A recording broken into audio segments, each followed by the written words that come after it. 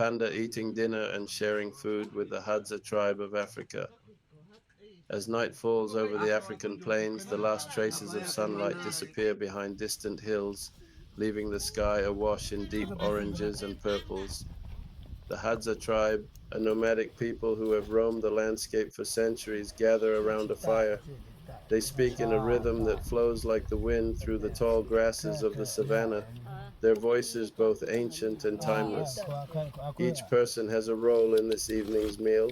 Some gather the fruits of wild baobab trees, others have hunted small game, while a few remain near the fire, preparing the food with hands calloused by years of survival. But tonight is different. Tonight there is a guest, a panda, gently munching on bamboo shoots, sitting beside them in the circle of warmth and light. This isn't some wild fantasy. It's an inexplicable yet beautiful moment of serendipity, a meeting of worlds that should not coexist but do in the magic of the present. The panda, a creature so far removed from Africa's wilderness, looks almost out of place yet somehow fits in perfectly with the tribe. Its fur, a thick snowy white against the dark African night, contrasts with the earthy tones of the savanna. The panda's movements are slow and deliberate, each bite of bamboo brought to its mouth with a soft, deliberate motion. Its black eyes glisten under the firelight, round and full of curiosity. It seems not frightened, but rather intrigued by the laughter and chatter of the Hadza people. The tribe watches in silent awe, amused by the sight of the panda, so far from its homeland, yet so calm in this unfamiliar setting. The youngest members of the tribe, still full of wonder and innocence, can't help but giggle. They're used to seeing animals up close, but this is different. They've never seen anything quite like the panda, an animal with the kind of serene energy that only a creature as rare and enigmatic as it could possess. One of the children shyly approaches and places a piece of wild honeycomb near the panda. The elder, with a wise smile, nods approvingly, recognizing the child's gesture of offering. The panda, ever so gentle, nibbles at the honeycomb, its clumsy paws handling the sticky treat with surprising grace. The adults of the tribe, on the other hand, are far more contemplative. They exchange glances with each other, exchanging unspoken words in the quiet language of elders. To them, the panda is not just an exotic animal, but a symbol of the deep mysteries that the earth holds, mysteries that have remained hidden for centuries, only now surfacing in a shared moment of connection. I've heard stories, one elder says softly, his voice carrying the weight of generations, of the creatures that live in the distant lands, but seeing one here with us is something new, something powerful. Another elder, his face lined with the marks of age and wisdom, nods. It reminds me of the old tales, how the world is connected in ways we cannot always see. Perhaps the panda has come to show us something about that connection. As they speak, the food continues to be passed around, freshly roasted meats, seasoned with wild herbs and fruits from the land. The tribe's meal is simple but full of meaning, every bite a reflection of their deep bond with the earth. The panda is offered a few pieces of roasted meat, though it seems content with the bamboo. Yet, as if understanding the gesture, it gently nudges a piece of meat toward the nearest child, who receives the offering with a soft smile. This small act of kindness doesn't go unnoticed. It's as if the panda, despite being so far from home, understands that the meal is not just about survival, but about sharing.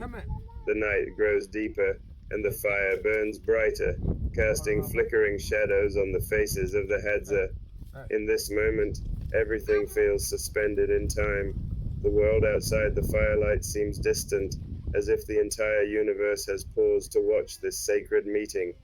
The tribe's voices grow softer as the evening stretches on, lulled by the sounds of the crackling fire and the occasional snort or squeal of the panda as it enjoys the company of its new friends.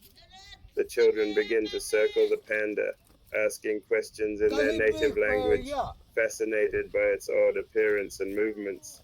The panda, though far from understanding their words, responds in its own way, its large dark eyes watching the children intently, the soft clinking of its teeth on bamboo filling the spaces between the laughter. One of the older women of the tribe, with her face framed by a blanket of beads and woven cloth, sings a low melodic song. It's a song passed down through generations, one that speaks of the land, the animals, and the unity of all beings. Her voice is soft, like the evening breeze, and it blends with the sounds of the fire and the animals of the night. As the song continues, the tribe's rhythm returns, the bond between them growing even stronger. The panda, now full and content, lays down on the ground beside the fire, its large body seeming almost too large to fit into the small circle. But there it is, perfectly at home, surrounded by the warmth of the tribe, its gentle presence soothing the energy of the evening. The night stretches on, and the stars above, the same stars that have watched over the Hadza for centuries, witness a rare moment of unity between two worlds that, on the surface, should never have crossed paths. But in the space of that single evening, it doesn't matter. What matters is that the fire burns brightly, the food is shared, and perhaps most importantly, the connection between the panda and the Hadza is undeniable. It's a reminder that despite the vast differences between them, all living things are bound by a simple truth. We are all part of this world, and when we come together, whether as strangers or as family, we create something truly magical. The last embers of the fire fade into the cool night air, and the panda, now resting peacefully, watches as the tribe settles into their own rest. The day may end, but the memory of this rare meeting will live on in the stories that are passed down, another chapter added to the ongoing saga of the world's mysteries and the unexpected moments that remind us of the beauty of connection.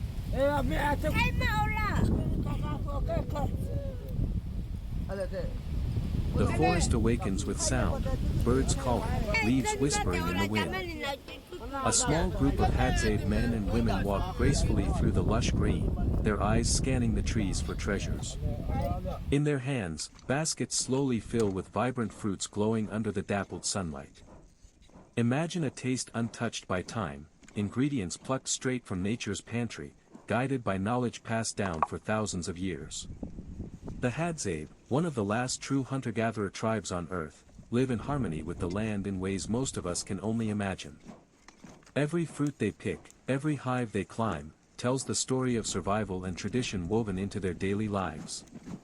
To witness their food culture is to glimpse a way of life that has nearly disappeared from the modern world. Now, step closer.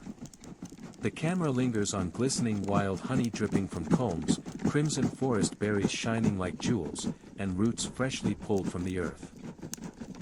These are not ordinary ingredients, they are gifts of the wild, carefully gathered and celebrated.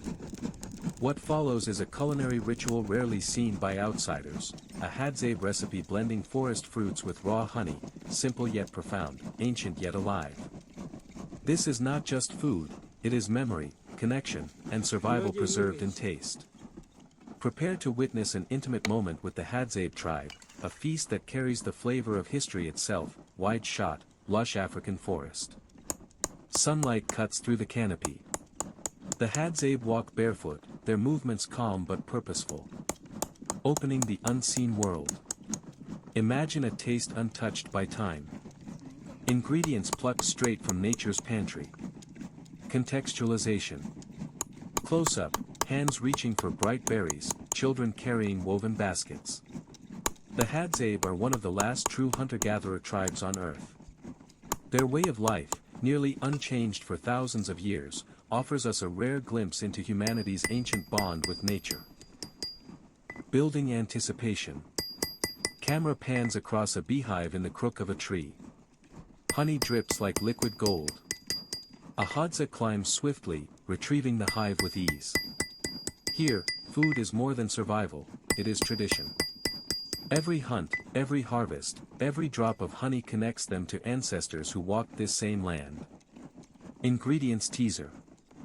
Slow motion shots, wild honey glistening, crimson berries tumbling into a basket, roots brushed clean against stone. Glistening wild honey, exotic berries, and fruits of the forest, simple, pure, untouched. Together, they form the foundation of a recipe as rare as the tribe who keeps it alive. The dish revealed. The Hadzabe gather, mixing honey with fruits. Children laugh, elders taste, sharing is central.